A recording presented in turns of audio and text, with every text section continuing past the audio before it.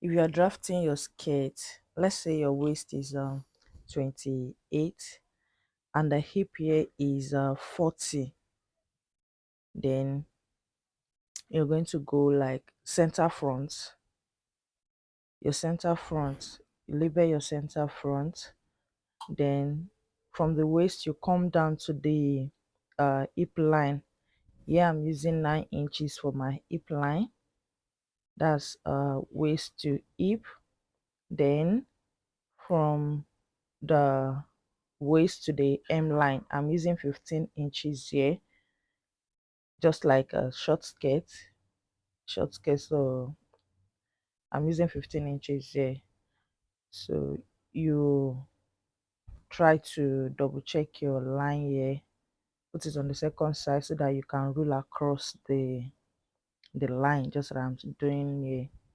Rule across your hem line, your hip line, and the waistline. So you remember the calculation. The hip is 40, the waist is 28, right?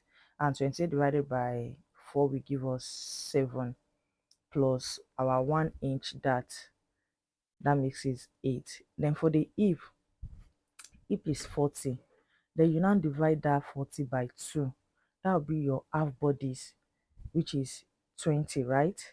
Then for the front part of the skirt, you minus 1 from the half body if you are working on average person. But for the person that has big bums, for the person that have a full ruler backside, you use 1.5 or even 2 inches for such client. So 20 minus 1, it will give us 19. So you will now do 19 divided by 2. That will give us 9.5 inches. So you input your 9.5 inches. Then if you are making straight skirts, you input the same 9.5 inches on your hem line for a straight skirt.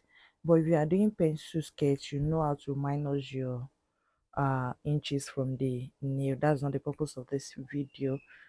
So then you connect the line together. Draw your straight line from the hem to the hip line. Then connect the your line from the hip line to the waist line. Your front pattern is ready like that. Then you cut out your front pattern. Here I've already cut out my front pattern. You see the center front there and the side front there. So you make a straight line on your pattern paper again. That straight line will serve as your center back. So make sure you align the straight line that you drew that serve as your center back. Make sure you align that uh center back and center front together perfectly. Align them together. If you needed to use tape to tape it down or pin to pin it down, make sure they are aligned together. Then you drew the front side of the front part. Drew it on the pattern paper. I don't know, maybe you can see it clearly and you can understand clearly.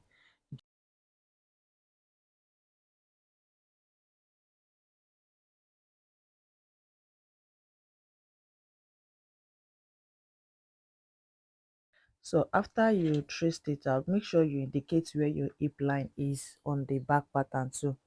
You see, as I'm doing it in the video, indicate where your hip line is, then rule it out also. Rule it out also. Remember when we are doing the front pattern, we minus 1 from the half bodies, which is 20. We minus 1 from it. Now that one that we've minus from the half body for the front part, we're going to add it to the back part. The back part too is 20 plus that, making 21. That 21 divided by 2 will now give us a 10.5 inches. So if you measure from this your side seam to your center back, it will give you 9.5, which is the same thing as the front pattern. Then that excess of 1 inches to make it 10.5 inches, you now put it at the back of your center. You put the excess at the back of your center back line. That is where you will now contour your butt from that center back, that excess. You will take your line straight to the waist. You will take your then you take it from that your that from that you take it from that hip to the waist, then from that side too, from that point, that 10.5 inches.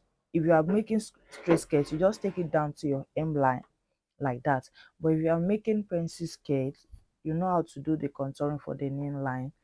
The when you minus your inches from the neck line, you can just take it from that uh hip, from that hip side, you now take it down to that your new line and your yes, and like that you've contoured your back uh your back pattern. Like that, the allowances at the back will accommodate the bob side, and it will not allow excesses to be. You can just blend the side so that that is side there, so that it will not look sharp.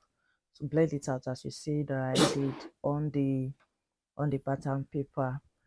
It will accommodate your butt like that. There will not be excesses at the front. All the excesses at the front has been pushed towards the back at the uh back side.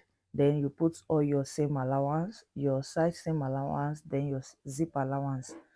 As you follow that a curved line at the back when you are putting your seam allowance, and you sew your skirt like that.